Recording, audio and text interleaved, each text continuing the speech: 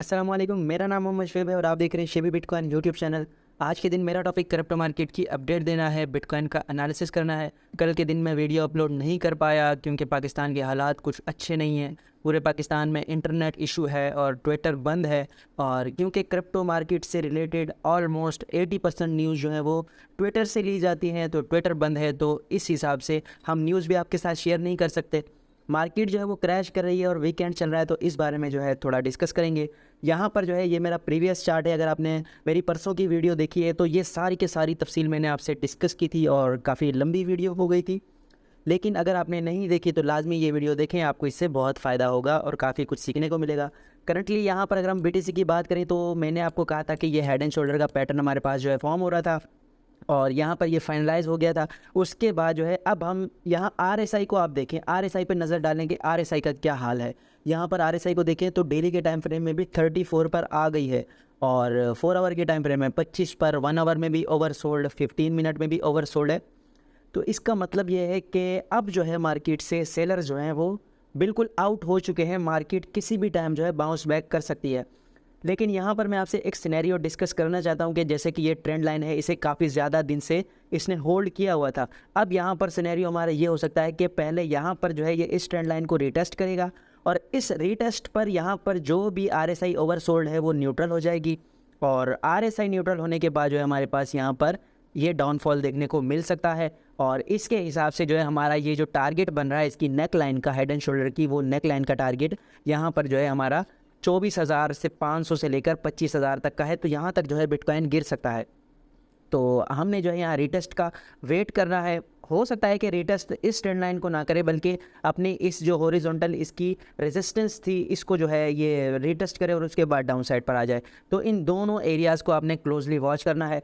और उसके अलावा यहाँ पर बीटीसी की बात करें तो यहाँ पर मैंने आपको बताया था कि एक सीमीटेरिकल ट्रायंगल टाइप भी बन रहा है। तो वो सीमीटेरिकल ट्रायंगल टाइप जो है वो ब्रेक हो चुका है और इसका अगर हम यहाँ पर कैलकुलेट करें तो कैलकुलेशन के हिसाब से यहाँ पर ये ऑलमोस्ट 10% का बन रहा है और 10% अगर हम डाउन साइड पर आएँ तो यहाँ पर 12% का क्रैश बन रहा है, जो कि एग्जैक्टली 23,000 के एरिया तक आ रहा है और यहाँ पर अच्छी सपोर्ट भी हमारे पास मौजूद है। ये बात भी मैंने आपसे पिछले दिनों शेयर की थी कि ये ब्रेकआउट होगा तो हमारे पास डाउन साइड्स के लेवल जो है वो मिल सकते हैं।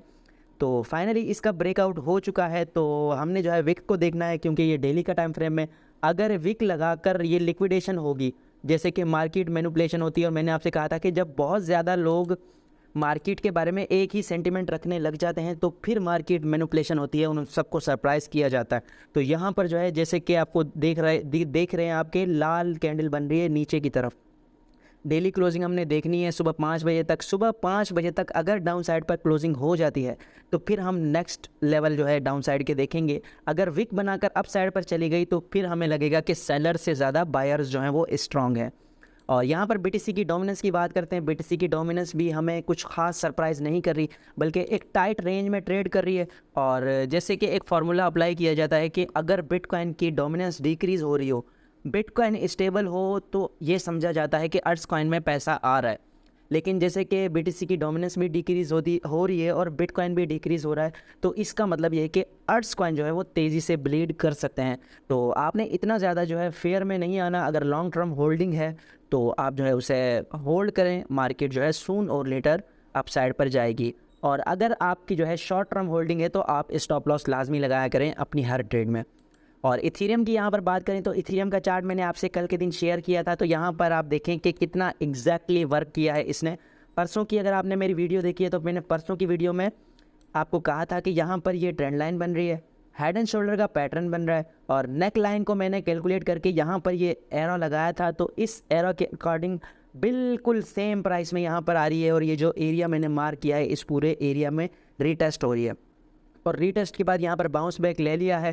और यहाँ पर अगर आरएसआई को देखें तो इसकी आरएसआई भी हमें ओवरसोल्ड की कंडीशन में नज़र आ रही है। तो जैसे ही बीटीसी रिकवरी करेगा तो इथीरियम को भी तेज़ी से रिकवरी करनी चाहिए। लेकिन यहाँ पर ये वाला एरिया, इसका 1700 का एरिया जो है स्ट्रॉन्ग एरिया रह चुका है हमारे पास प्रीवियस डेज़ में।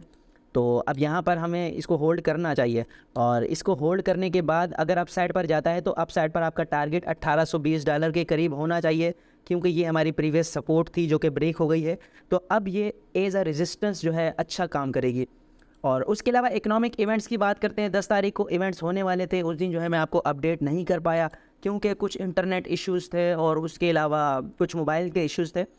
तो अब इस पर बात कर लेते हैं। मैंने आपको कहा था कि 5% जो है प्रीवियस महंगाई थी और महंगाई को स्टेबल ही कंसिडर किया जा रहा था कि महंगाई ना कम होगी ना ज़्यादा होगी। लेकिन यहाँ पर देखें तो 4.9 आई है, यानी कि एक्सपेक्टेड से कुछ कम महंगाई हुई है।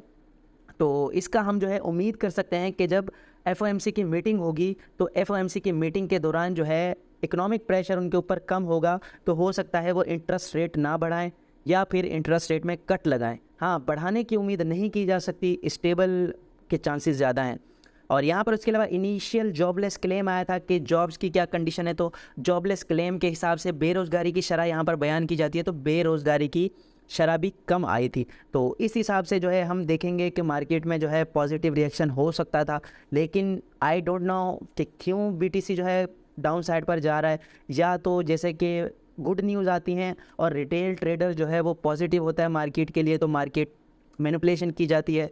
हो सकता है कि ऐसा हो, और या फिर ऐसा हो सकता है कि ये मार्केट मैनिपुलेशन ही हो और अप साइड पर, क्योंकि मैंने आपको प्रीवियस डेज़ में भी बताई थी ये बात कि मार्केट मैनिपुलेशन यहाँ पर होती है जहाँ पर लॉन्ग स्टॉप लॉस बिल्ड हो रहे हों।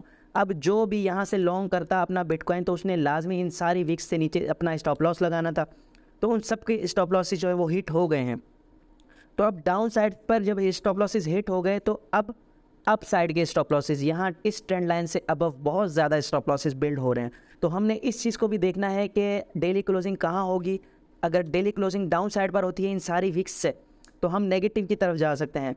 अगर अप साइड पर हो जाती है तो फिर हमने यहाँ पर इन स्टॉप लॉसेस का वेट करना है। मार्केट इन सारे स्टॉप लॉसेस को लेकर उसके बाद जो है डाउन साइड पर जाएगी।